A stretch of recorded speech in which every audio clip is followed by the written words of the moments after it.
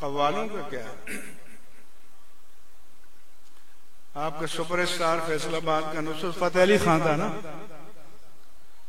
India میں جا کر بمبئی میں ہندوؤں کے سامنے نہ تیرا خدا کوئی اور ہے نہ میرا خدا کوئی اور ہے، یہ جو راستے ہیں جدا جدا، یہ معاملہ کوئی اور ہے، اور آپ کے نوجوان اس کو گانے لگے۔ کبھی غور کیا معنی پر کہ وہ یہ پیغام دے رہا ہے ہندو کے سامنے بیٹھ کر کہ میرا رحمان اور تیرا رام ایک ہی ہے۔ توبہ اسپریچول عمل ہے، یہ قلبی عمل ہے، یہ اندر سے جنریٹ ہوتا ہے، یہ نعت خوانوں کو ٹھیکے پہ نہیں دیا جا سکتا۔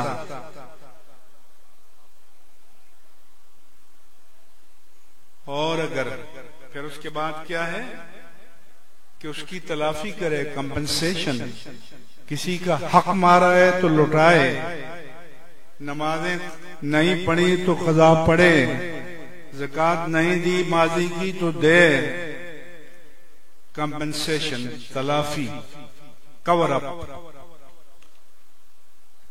پھر اللہ سے پیمانے وفا باندھے کہ اللہ اب میں تیری نافرمانی نہیں کروں گا، اور اس پر بھی قائم رہنا بندے کے بس کی بات نہیں ہے۔ اللہ سے التجا کرے کہ یا اللہ جو پیمان میں باندھ رہا ہوں تیری ذات سے، اس پر قائم رہنے کی توفیق بھی عطا فرما۔ جب اتنے روحانی اسٹیجز سے گزر کر توبہ کرے گا تو اللہ فرماتا ہے وَالَّذِينَ لَا يَدُونَ مَعَ اللَّهِ إِلَٰهًا آخَرَ، وہ لوگ جو اللہ کے ساتھ غیر اللہ کو شریک نہیں پکارتے، شریک نہیں ٹھہراتے، قتل ناحق نہیں کرتے، بدکاری نہیں کرتے۔ وَمَن يَفْعَلْ ذَلِكَ يَلْقَىٰ أَثَامًا، جو یہ کرتوت کرے گا تو وہ گناہ پائے گا۔ يُضَاعَفْ لَهُ الْعَذَابُ يَوْمَ الْقِيَامَةِ وَيَخْلُدْ فِيهِ مُهَانًا، اس کا عذاب ملٹی پلائی ہوتا جائے گا، ذلیل اور رسوا ہو کر جہنم میں ہوگا۔ تو جب ایسی توبہ کرے تو اللہ کی طرف سے جواب کیا آتا ہے؟ الا من تاب، مگر جو سچی توبہ کر لے، وآمن، و ایمان لائے، وعمل عملا صالحا، اور نیک کام کرے۔ تو بابا گناہوں کو معاف کرنا تو معمولی بات ہے۔ یبدل اللہ سیئاتہم حسنات، گناہوں کے بدلے میں اللہ نیکیاں عطا فرمائے۔ ہے کوئی دنیا کی عدالت کہ جرمانے کی بجائے انعام دے دے؟ لیکن امام اہل سنت نے فرمایا لفظ توبہ نہ کافی نہ ضروری، یعنی اگر توبہ کرتا رہا لیکن اس روحانی عمل سے، قلبی عمل سے نہیں گزرا تو پھر یہ کافی نہیں ہے لفظ توبہ۔ اور اگر اس روحانی عمل سے گزرا ہے تو زبان پہ لفظ توبہ نہیں بھی لایا تو توبہ ہو گئی۔ دین کو لوگوں نے کھلواڑ بنا دیا ہے، تماشا بنا دیا ہے۔ اس لیے میرے آقا کی شان اللہ نے بیان کی ہے، تو امی ہونا تاجدار کائنات کی شان ہے۔ کسی استاذ کے سامنے زانوے تلمذ طے نہ کرنا یہ ہمارے آقا کی شان ہے، اور پھر اچانک علم و حکمت کی باتیں کرنا ہمارے آقا کی شان ہے۔ کیوں؟ اقرأ وربک الاکرم، پڑھیے آپ کا رب بڑا کریم ہے۔ الذی علم بالقلم، جس نے قلم سے سکھایا۔ وعلم الانسان ما لم یعلم، یہ بدبخت تو کہتے ہیں کہ ان پڑھ، اللہ فرماتے ہیں انسان کامل کو میں نے وہ سب کچھ سکھا دیا جو وہ نہیں جانتے تھے۔ وکان فضل اللہ علیک عظیما، اور ان پر اللہ کا فضل بہت بڑا ہے۔ اس لیے آج کل پیچھے اشارہ کیا، ایک اور بھی ہے السلام۔ پہلی بات تو یہ کہ آپ بیٹھے ہو نا، تو یہ مجھے بتاؤ کہ جب دین پر وقت آتا ہے، جب ناموس الوہیت پر حملہ ہوتا ہے، ناموس رسالت پر حملہ ہوتا ہے، ختم نبوت پر حملہ ہوتا ہے، ناموس قرآن پر حملہ ہوتا ہے، ناموس اہل بیت اطہار، ناموس صحابہ کرام، ناموس امہات المومنین پر حملہ ہوتا ہے، تو پہلی صف میں ناطخواں اور قوال ہوتے ہیں کیا؟ زور سے جواب دو نا، زور سے جواب دو بابا۔ پہلی صف میں ناطخواں اور قوال ہوتے ہیں، تو آپ کے نزدیک سب سے بڑے عاشق وہ ہیں، نوٹ ان پر پھینکتے ہو عشق مصطفیٰ خریدنے کے لیے۔ تو یہ آپ کی مجذوبیت کا عالم ہے۔ نہیں، آپ کو یہ بھی نہیں پتا کہ دین کیا ہے اور دین کے قلعے کہاں ہیں۔ دین کے قلعے مدارس ہیں، مساجد ہیں، یہ علماء ہیں، نہ کوئی جعلی پیر، نہ کوئی ڈبہ پیر، نہ کوئی جعلی عامل، اور اگر کوئی پیر متشرع ہے، متدین ہے، عالم ہے، ہمارے سر کا تاج ہے۔ لیکن آپ کی مجذوبیت کا عالم یہ ہے، جنرل کا بیٹا جنرل بن جاتا ہے، بولو، جج کا جج بن جاتا ہے، صدر کا بیٹا صدر بن جائے گا، وزیر اعظم کا بیٹا وزیر اعظم بن جائے گا، ڈیو پروسیس سے گزرے بغیر بن جائے گا، مگر پیر کا بیٹا پیر بن جائے گا۔ کیونکہ ایک کلرک کا بیٹا بھی اگر چٹان پڑے تو کلرک بن سکتا ہے، مگر پیر کا بیٹا پیر بن جاتا ہے۔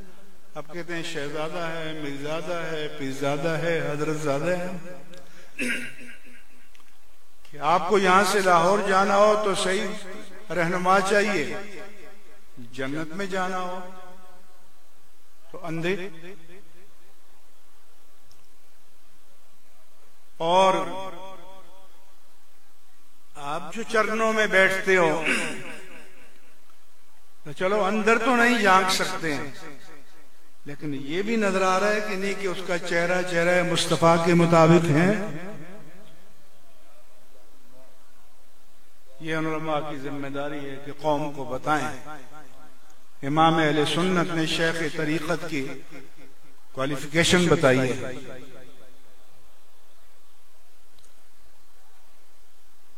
اور قوالوں کا کیا ہے؟ آپ کا سپر اسٹار فیصل آباد کا نصرت فتح علی خان تھا نا،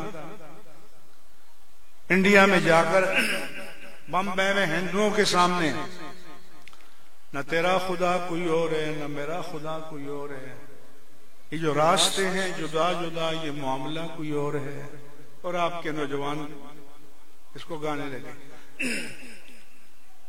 کبھی غور کیا معنی پر کہ وہ یہ پیغام دے رہا ہے ہندو کے سامنے بیٹھ کر کہ میرا رحمان اور تیرا رام ایک ہی ہیں، ایک ہی ہیں؟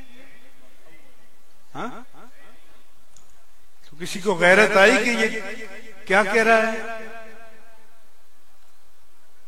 کہ یہ مولویوں کے جھگڑے ہیں، مذہبی لوگوں کے جھگڑے ہیں۔ پہلے گانا چلتا تھا، آج کوئی پرانے بابے ہوں، مجھے نہیں معلوم کتنے ہیں، کہ آج میری تقدیر کا مالک سوتا ہے، قسمت کا دستور نرالا ہوتا ہے۔ بسوں میں، ویگنوں میں، ہوٹلوں میں تقدیر کا مالک کون ہے؟ زور سے بولو بابا، تقدیر کا مالک کون ہے؟ اللہ سوتا ہے؟ لا تأخذہ سنۃ ولا نوم۔ اور ایک اور پیغام بھی آج دینا چاہتا ہوں، اہل سنت و جماعت میں کوئی ناسبی نہیں ہے، کوئی خارجی نہیں ہے۔ اہل سنت و جماعت زبان پر لانا تو درکنار، اپنے ذہن اور دل و دماغ کے کسی گوشے میں بھی اہل بیت اطہار کی توہین کا سوچ بھی نہیں سکتے، قطعاً نہیں سوچ سکتے۔ جو کہتے ہیں افطرا باندھتے ہیں، لیکن اللہ تعالیٰ کے رسول مکرم نے اپنی تعریف میں بھی حد شرع کو کراس کرنے کی اجازت نہیں دی۔ فرمایا کہ لا تطرونی کما اطرت النصارى المسیح ابن مریم، جیسے نصارہ نے مسیح ابن مریم کو مقام نبوت سے اٹھا کر مقام الوہیت میں داخل کر دیا، ابن اللہ کہہ دیا، ثالث و ثلاثہ کہہ دیا۔ میں خبردار، میرے بارے میں یہ اجازت نہیں ہے۔ انی عبداللہ و رسولہ، میں اللہ کا بندہ اور اس کا رسول ہوں۔ ہاں، الوہیت کے بعد اللہ کی کائنات میں ایسا کوئی میزان، ایسا کوئی معیار، ایسا کوئی گراف، ایسا کوئی پیمانہ ایجادی نہیں ہوا جو عظمت مصطفیٰ کو بیان کر سکے۔ اسے فرمایا تلک الرسل فضلنا بعضهم علی بعض، یہ رسولوں کی جماعت ہے، ان میں سے بعض کو ہم نے بعض پر فضیلت عطا کی ہے۔ منہم من کلم اللہ وآتینا عیسی ابن مریم البینات ورفع بعضهم درجات، جن کی بلندی کی کوئی انتہا تھی بیان کر دی، اور جس کی بلندی کی کوئی انتہا نہیں اس کو قرآن نے محدود نہیں کیا۔ فرمایا کہ بعض کو، امام الانبیاء کو درجوں بلندی عطا فرمائی، ان کی کوئی حد نہیں ہے۔ تو اس لیے اہل بیت اطہار کی تعریف حدود شرع میں، اہل سنت کے درمیان کوئی اختلافی مسئلہ نہ کبھی تھا، نہ ہے، نہ رہے گا، لیکن اس کی آڑ میں اگر کوئی صراحتاً، اشارتاً، کنایتاً، تعریضاً، توریتاً صحابہ کی توہین کرے گا تو یہ قبول، زور سے بولو، جو اہل بیت اطہار کی شان بیان کرنے کی آڑ میں صراحتاً، اشارتاً، کنایتاً، تعریضاً، توریتاً صحابہ کی توہین کرے گا تو یہ کسی بھی درجے میں قابل قبول نہیں ہے۔ تو یہ کلیئر کٹ ہے۔ کچھ لوگ آتے ہیں جی بیٹھ کے مسئلہ حل کر لیں، ہمارے شاہ صاحب نے تشریف فرمائے، ہم نے کہا مسئلہ اس کے ساتھ بیٹھ کے حل کر لیں جس کے اسٹیج پر یہ کہا گیا ہو کہ محمد ابو طالب میں ضم ہو گئے، میرے آقا ضم ہونے کے لیے آئے تھے۔ آج تک تو ہم نے بیان کیا کہ لولاک لما خلقت الافلاک، کہ پیارے حبیب رب کریم فرماتا ہے آپ کو پیدا نہ کرنا ہوتا تو یہ کارخانہ قدرت ہی نہ پیدا کرتا۔ اب تو مقصود کائنات ہیں، مقصد تخلیق کائنات ہیں، اصل کائنات ہیں، تو وہ کسی میں ضم ہو سکتے ہیں؟ یہ قبول کرو گے، اس پر سودے بازی کرو گے، یہ ریڈ لائن کراس ہو گئی ہے۔ جس کو رجوع کرنا ہے اسی اسٹیج پر رجوع کرے، یہ تماشا نہیں ہے۔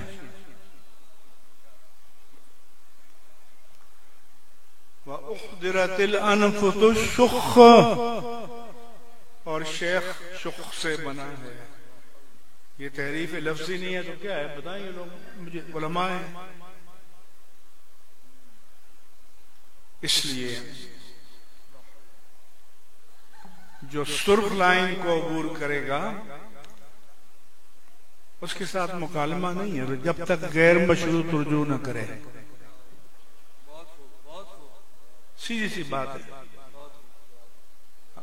ہم میں سے کسی کا کوئی ذاتی مسئلہ نہیں ہے, ذاتی جھگڑا نہیں ہے. مسئلہ ناموس رسالت کا ہے, ناموس قرآن کا ہے, ناموس الوہیت کا ہے, ناموس اہل بیت کا ہے, ناموس صحابہ کا ہے, ناموس امہات المومنین کا ہے. علماء کو میں پیغام دینا چاہتا ہوں کہ جرأت سے, استقامت سے, حوصلے کے ساتھ کھڑے ہو. ہم کیا ہیں, ہماری 2 ٹکے بھی قیمت نہیں ہے, لیکن جب دین کے ساتھ کھڑے ہوتے ہیں تو اللہ کا دین کسی کو گرنے نہیں دیتا. نیور نیور ایور, کبھی نہیں ہو سکتا. اس لیے, اور آج کل تو یہ ہو گیا ہے کہ بندہ خطاب شروع کرتا ہے تو 5 منٹ مال نہیں بکتا تو جم کر کے کربلا پہنچ جاتے ہیں. تو اس لیے میں نے علامہ خادم حسین رضوی کے سوئم میں کہا تھا کہ خون حسین کے تاجر بھی بہت دیکھے ہیں, کربلا کے سوداگر بھی بہت دیکھے ہیں, لیکن اپنی کربلا سجانے والا ہے کہ خادم حسین دیکھا ہے.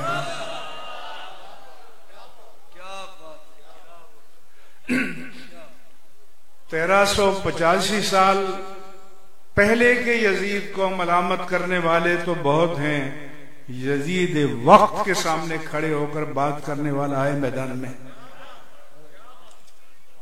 اس لیے کسی نے کہا تھا, کیسی تیری سیاست, کیسا تیرا نظام, حسین سے بھی مراسم, یزید کو بھی سلام. اس لیے تمام اہل سنت کو, جو اہل سنت کے رشد و ہدایت کے امام بننا چاہتے ہیں, سب کو پیغام ہے کہ عقیدہ اہل سنت و جماعت پر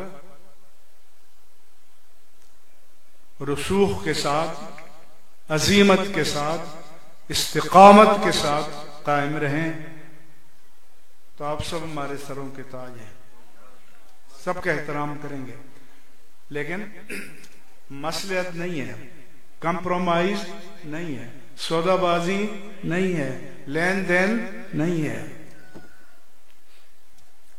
جب تک بکے نہ تھے کوئی پوچھتا نہ تھا, تو نے خرید کر انمول کر دیا. اور اصل مسئلے پر وقت کی وجہ سے بات نہیں کر سکا, لیکن ایک بات بتا دوں کہ کوئی یہ نہ سمجھے کہ ختم نبوت کا سارا مشن مکمل ہو گیا, آپ آرام سے بیٹھ جائیں, ایسا نہیں ہے. دستور پاکستان کی دوسری آئینی ترمیم میں قادیانیوں کو غیر مسلم ڈکلیئر کیا گیا ہے, صحیح ہے, لیکن یہ ہمارے وکلاء بیٹھے ہیں تو دستور کی انیکسی ہے ضمیمہ, اس میں تمام سرکاری مناصب کے حلف لکھے ہوئے ہیں. صرف 2 حلف ایسے ہیں, صدر اسلامی جمہوریہ پاکستان اور وزیر اعظم اسلامی جمہوریہ پاکستان کے حلف میں ارتداد قادیانیت اور اقرار ختم نبوت کا عقیدہ موجود ہے.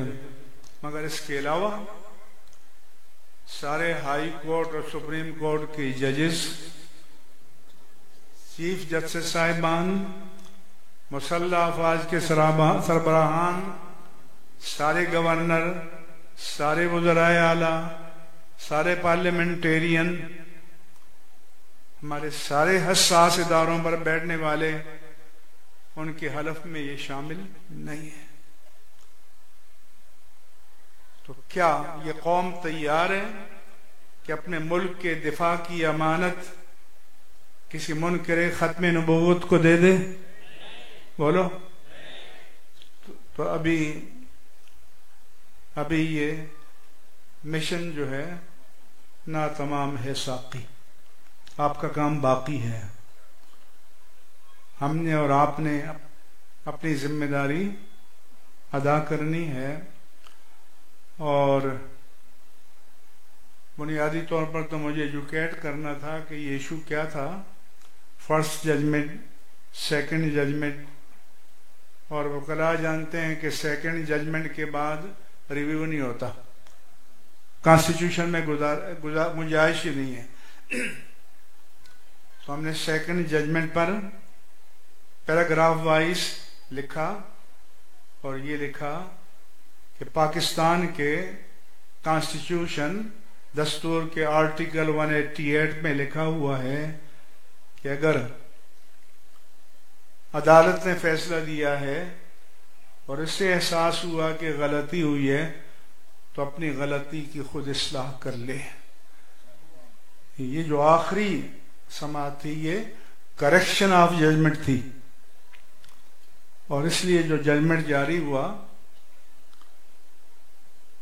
تو اس میں ان غلطیوں کا اعادہ نہیں کیا گیا، لیکن آگے کا کام باقی ہے جو آپ نے کرنا ہے. جو حضرت علامہ شیخ الحدیث خادم حسین رضوی رحمہ اللہ تعالی کے متبعین نے کرنا ہے، لیکن حکمت کے ساتھ، فراست کے ساتھ، دلیل کے ساتھ، جرأت کے ساتھ، استقامت کے ساتھ. یہ مشن بہت طویل ہے ابھی، اور اس پر ہمیں کام کرنا ہے، چونکہ دو بڑے خطبہ پاکستان کے بیٹھے ہوئے ہیں، اور ویسے ہی میں نے زیادتی کر لی، ٹائم زیادہ لے لیا. ان سے بھی معذرت، آپ سے بھی. وما علیہ الا البلاغ المبین.